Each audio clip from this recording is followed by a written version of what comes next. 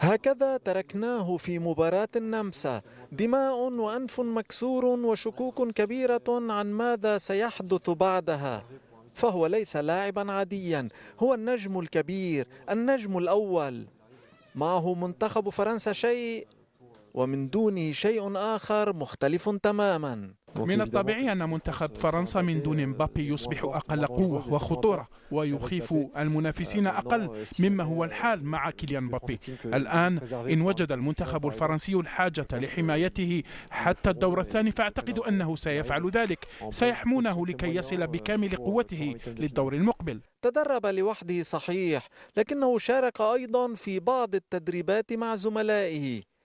حديث مطول مع ديشان الذي يريد أن يتأكد من مدى جهوزيته. مشاركته أمام هولندا تبدو مستبعدة، لكن طالما أنه تدرب ولم يعلن عن غيابه رسميا فيمكن أن نحتفظ ببعض الأمل بمشاهدته، واضعا واقيا لوجهه بالتأكيد.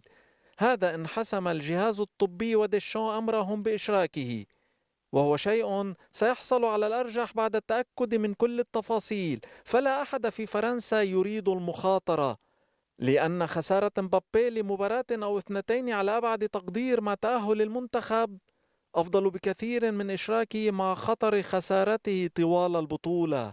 هكذا يفكر الجميع في المعسكر الفرنسي. ولو أن الجمهور يريد مشاهدة مبابي دائما، فمعه ليس فقط منتخب فرنسا من يتغير، تتغير المباراة كلها. أن يشارك مبابي في التدريبات فهذا أمر إيجابي جدا للمنتخب الفرنسي، أما إشراكه في المباريات المقبلة فهذا أمر يحسم لاحقا.